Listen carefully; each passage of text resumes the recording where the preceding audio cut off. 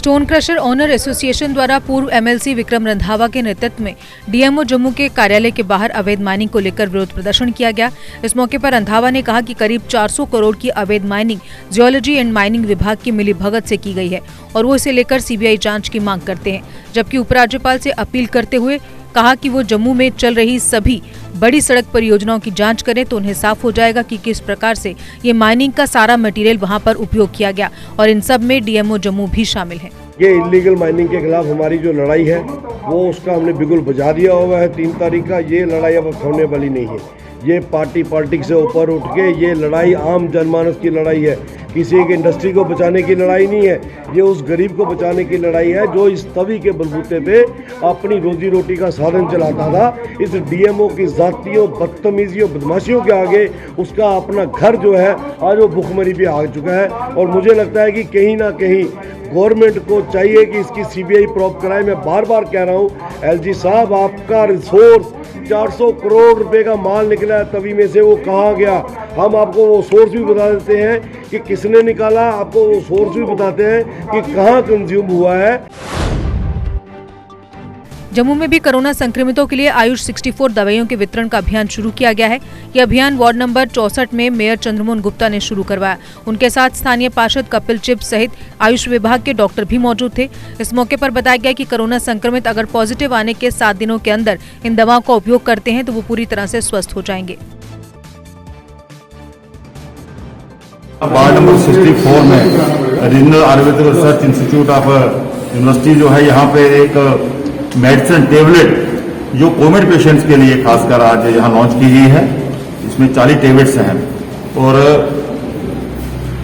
इसको आयुष 64 इसका नाम है।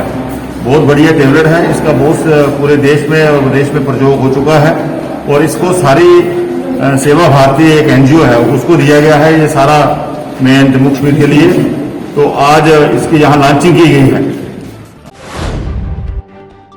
कोरोना महामारी में राशन डिपुओं पर राशन की सप्लाई बंद करने को लेकर आज यूथ कांग्रेस के महासचिव रिकी डलोत्रा ने कहा कि ये सरकार की नाकामी है कि आज कोरोना महामारी के दौर में सरकार गरीब लोगों को राशन तक मुहैया नहीं करवा पा रही। ऐसे में वो उपराज्यपाल से मांग करते हैं कि इस तरफ ध्यान दिया जाए ताकि गरीब को राहत मिल सके। सरकार ने लोगों को राशन भी सप्लाई जो है बंद कर दी गई है और हमारा ये प्रेस कॉन्फ्रेंस का ये मकसद था कि जिस तरीके से राशन डिपो के अंदर राशन सप्लाई इस कोविड जैसी महामारी में बंद कर दी गई है, ये सरकार की नाकामियों को दर्शाता है। और मैं एलजी साहब से और गवर्नर साहब से ये मांग करना चाहता हूं कि जल्द से जल्द राशन डिपो के अंदर सप्लाई जो बंद कर की गई है उनको जल्द से जल्द बहाल किया जाए। कुछ दिन पूर्व जम्मू में वृद्ध की देखरेख करने से लेकर उनके अंतिम संस्कार की प्रक्रिया को करने को लेकर उड़ान वेलफेयर चैरिटेबल ट्रस्ट द्वारा किए गए कार्य को लेकर लोगों द्वारा काफी सराहना की जा रही है और लोगों का कहना है कि जिस प्रकार से उड़ान ने एक बेहतर कार्य किया है जो कि काबिले तारीफ है। हम यही कहना चाहते हैं कि इस संस्था के कार्य की तरह अन्य एनजीओ भी इसी प्रकार का कार्य करे ताकि लोगों का विश्वास एनजीओ में बना रहे। इस उड़ान ट्रस्ट के जो शीतल सिंह जी हैं, इन्होंने उस व्यक्ति को हॉस्पिटलाइज किया, उसके बाद उसका इलाज कराने में इन्होंने पूरा अपना योगदान दिया, बट वो आदमी बच नहीं सका। अब वो नहीं बचा, उसके फैमिली ने भी उसकी बॉडी लेने के लिए इनकार कर दिया। हालांकि उसकी अपनी बेटी ने ना कर दिया कि मैं इसकी बॉडी नहीं लूँगी। और इनका जो ये काम है जो बहुत ही काबिल तारीफ है कि उस व्यक्ति का दाह संस्कार इन्होंने किया और उसकी जो अस्थियाँ थी वो भी जो है इन्होंने यहाँ पर विसर्जन करवाई। एक सरदार साहब जिन्होंने नाम शीतल सिंह, मैंने बड़ी खुशी हुई। उन्होंने मैं इंटरव्यू भी देखा और ਉਹਦੇ ਵਿੱਚ बड़ा एप्रीशिएबल चीज़ ये लगी कि उन्होंने ही took him to the hospital, कपड़े बदले, एडमिट करवाया पर ही कुड नॉट सर्वाइव। फिर उन्होंने क्रिमेशन की, क्रिमेशन करा के उन्होंने बेटी ने भी किया, जबकि बेटी ने she refuse to come over here to collect the body या क्रिमेट द बॉडी। और उन्होंने सारा काम किया इन्होंने उड़ान वेलफेयर चैरिटेबल ट्रस्ट में। लिहाजा मैं इन्होंने बड़ा रियली थैंक करना कि तुसी एक वाइड वॉलंटियर जिहड़े जम्मू चों बाहर निकले और जिन्होंने काम किया। आई एप्रीशिएट हिज एफर्ट्स और उन्होंने टीम दी एफर्ट्स मैं बड़ा एप्रीशिएट करना। शिवसेना बाल ठाकरे के नेताओं ने बेहतर स्वास्थ्य सुविधाओं के बावजूद कोरोना की बेकाबू रफ्तार पर चिंता जाहिर करते हुए door to door testing, tracing व टीकाकरण के साथ 14 दिनों के संपूर्ण लॉकडाउन की मांग की है। पार्टी प्रदेश अध्यक्ष मनीष साहनी ने कहा कि इस महामारी पर काबू पाने वाले सबसे बड़े हथियार टेस्टिंग के साथ ट्रेसिंग को हम भुला चुके हैं। उन्होंने कहा कि 24 घंटे कंट्रोल रूम, मेडिकल किट, दवाओं की सूची सार्वजनिक करना, ऑक्सीजन और बेड को पारदर्शिता बनाना तथा लॉकडाउन को बढ़ाने जैसे तमाम स्वागत योग्य कदमों के बावजूद कोरोना की रफ्तार कहर ढा रही है। की जो टेस्टिंग की सुविधा है वो घर में दी जानी चाहिए। देखिए, अगर हम पहली लहर को याद करें तो उस समय टेस्टिंग, ट्रेसिंग ने बहुत ज्यादा बड़ा रोल अदा किया था। हम कोरोना पर काबू पाने में लगातार कामयाब हुए थे। मगर इस साल देखिए, अगर आप याद करें इस दूसरी लहर के अंदर, तो एक कोरोना संक्रमित को अपनी जांच करवाने के लिए जांच केंद्र में जाना पड़ता है। इस दौरान वह कितने लोगों के संपर्क में आता है, इसका अंदाजा लगाया जाना चाहिए।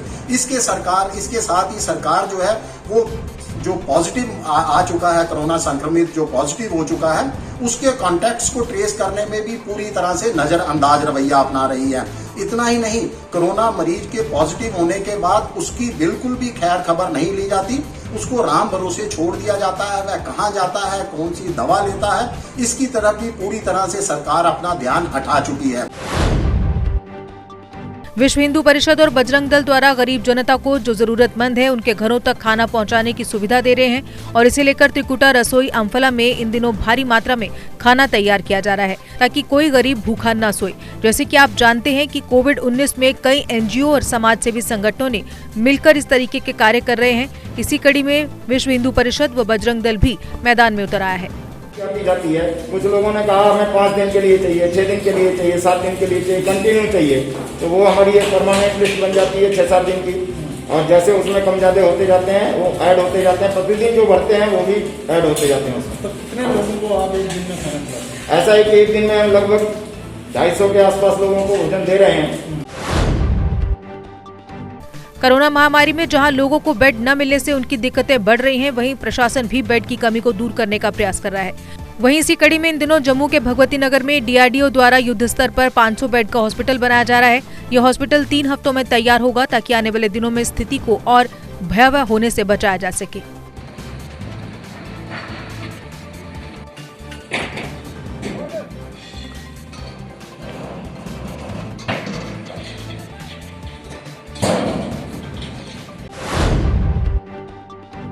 मौजूदा समय में कोरोना महामारी के बीच राशन डीलर एसोसिएशन ने कहा कि वो इस समय किसी भी सूरत में पीओएस मशीन का उपयोग नहीं करेंगे क्योंकि इससे संक्रमण के फैलने का खतरा हो सकता है। उन्होंने साफ किया कि वो लोगों को राशन देने को तैयार हैं, पर विभाग अगर उन्हें लिखित में आदेश दे कि वो कोरोना के चलते हमसे पीओएस मशीन की अटेंडेंस नहीं मांगेंगे तो वो विभाग से राशन लेने को तैयार है। हमारी तरफ से लोगों की जो परेशानी है वो डिपार्टमेंट की तरफ से है, हमारी तरफ से कोई परेशानी नहीं। हमने डिपार्टमेंट से एक ही हिदायत मांगी थी कि हमें जो भी इस टाइम अगर जो भी मटेरियल डिस्ट्रीब्यूट करवाना उसके लिए हमें रिटर्न में एक आर्डर दे दीजिए। और जो भी ये इस टाइम जो कोरोना महामारी का दौर चल रहा है, इस टाइम जो पीओसी मशीन इन्होंने कहा लोगों के लिए अंगूठा लगाने के लिए, वो हमारे लिए इस टाइम बड़ी महामारी के दौर में बड़ा मुश्किल है हमारे लिए। इस कोरोना महामारी में जब हर कोई घरों में कैद है, ऐसे में मीडियाकर्मी अपनी ड्यूटी का बखूबी निर्वाह कर रहे हैं ताकि लोगों को घर बैठे हर प्रकार सही व सटीक जानकारी मिल सके। लेकिन जिस प्रकार के हालात देश में बने हुए हैं, ऐसे में मीडियाकर्मी अपनी जान जोखिम में डाल रहे हैं। फिर चाहे वो फील्ड में काम करने वाला पत्रकार हो, वीडियो जर्नलिस्ट हो या फिर कार्यालय में काम करने वाला एडिटर या पेज मेकर, हर कोई कोरोना के खतरे के बीच कार्य कर रहा है। ये बात श्री राम सेना के अध्यक्ष राजीव महाजन ने कही। महाजन ने कहा कि इन हालात में सरकार को सभी मीडिया हाउसों, जिनमें समाचार पत्र, न्यूज चैनल व न्यूज पोर्टल शामिल हैं, को सरकार को कोरोना वॉरियर्स करार देना चाहिए और इनकी सेवाओं के लिए सरकार द्वारा इन्हें विशेष इंसेंटिव दिया जाना चाहिए। कि जो जाकर फोटो खींचें और प्रेस रिलीजेस भेजें, मीडिया हाउस के अंदर पेज मेकर भी काम करते हैं। मीडिया हाउस के अंदर प्रिंटिंग मशीन के ऊपर जो मैकेनिक बैठे हुए हैं वो भी काम करते हैं और वो कर रहे हैं सारे काम। और जैसे इलेक्ट्रॉनिक मीडिया में वीडियो एडिटिंग वाले भी बैठे हुए हैं, वीडियो एडिट कर कर बेचते हैं। मैं सरकार से ये विनती करूँगा, हॉकर्स हैं हमारे, सब एडिटर्स हैं, अखबारों के मालिक हैं, इन सबको कोविड वॉरियर डिक्लेयर किया जाए और जितने भी इंसेंटिव्स बाहर की सरकारें दे रही हैं इन जर्नलिस्ट को, वो सारे इंसेंटिव्स जम्मू कश्मीर के जर्नलिस्टों को भी मिलने चाहिए। अखिल भारतीय सफाई मजदूर संघ के अध्यक्ष लक्की चीदा और महासचिव अमर मोमन द्वारा मांग की गई है कि जिस प्रकार से मेडिकल कर्मचारियों को कोरोना वॉरियर्स करार देकर सरकार ने इंसेंटिव दिया है, उसी प्रकार सरकार को सफाई कर्मचारियों को भी कोरोना वॉरियर्स मानते हुए उन्हें भी इंसेंटिव देना चाहिए, क्योंकि सरकार ने ऐसा न करके सफाई कर्मचारियों के साथ नाइंसाफी की है। हम मीडिया के माध्यम से एलजी साहब से ये गुजारिश करते हैं कि हमारे सफाई कर्मचारी जितना भी है, जम्मू म्युनिसिपल कॉर्पोरेशन के हो, कश्मीर कॉर्पोरेशन के हो, अर्बन लोकल बॉडी कश्मीर हो या अर्बन लोकल बॉडी जम्मू हो, इन सभी के लिए जो है उसी तरीके का इंसेंटिव का जो ऑर्डर है इनके लिए भी निकाला जाए, क्योंकि ये लोग वो हैं जो योद्धा के रूप में अपना कार्य कर रहे हैं। जम्मू नगर निगम की डिप्टी मेयर पूर्णिमा शर्मा ने कोरोना महामारी में लोगों की आशंकाओं को दूर करने के लिए एक पत्रकार वार्ता का आयोजन किया, जिसमें उन्होंने बताया कि अब गंग्याल स्थित राजीव गांधी अस्पताल को भी कोविड-19 अस्पताल और कोट भलवाल अस्पताल को भी कोविड-19 अस्पताल बनाया गया है, ताकि जीएमसी पर लोड कम किया जा सके। जैसे कि आपको पता है कि हमारा ट्राई सेंटर मात्र केवल एक सीडी हॉस्पिटल रखा गया था कि पहले हमारा जो भी हमारा संक्रमित मरीज है, जब हम उसको घर से उठाते हैं या वो खुद पॉजिटिव होके अपना टेस्ट अपने आप को चेक कराने सीडी हॉस्पिटल पहुंचा था, तो घंटों घंटों लाइनों में बैठे रहना पड़ता था और वो सेटिस्फाई नहीं हो पाते थे। तो उसी को कंसीडर करते हुए पिछले कल से गांधीनगर हॉस्पिटल को भी एक ट्राई सेंटर हमने हेल्थ डिपार्टमेंट में स्थापित किया है। दूसरा, हमारे जो कोविड हॉस्पिटल है वो सारा जो लोड है वो जीएमसी जो हमारा गवर्नमेंट मेडिकल कॉलेज है जम्मू पर, उसी पर है। तो एक प्रयास किया गया है कि उसमें पिछले 2 दिनों से कि जो राजीव गांधी हॉस्पिटल है उसको भी कोविड सेंटर घोषित किया है। दूसरा, हमारा सब डिस्ट्रिक्ट हॉस्पिटल कोट भलवाल, उसको भी हमने हेल्थ डिपार्टमेंट में एक कोविड हॉस्पिटल बना दिया गया है। कोरोना संक्रमण को देखते हुए अब स्वास्थ्य विभाग भी सक्रिय हो गया है और इसी कड़ी में आज रैपर सतवारी क्षेत्र में प्रवासी श्रमिकों की टेस्टिंग को लेकर कैंप लगाया गया। इस कैंप में करीब 215 श्रमिकों का टेस्ट किया गया, जिनमें से करीब 12 कोरोना संक्रमित पाए गए। सभी संक्रमितों को उनके घरों में होम आइसोलेट कर दिया गया है।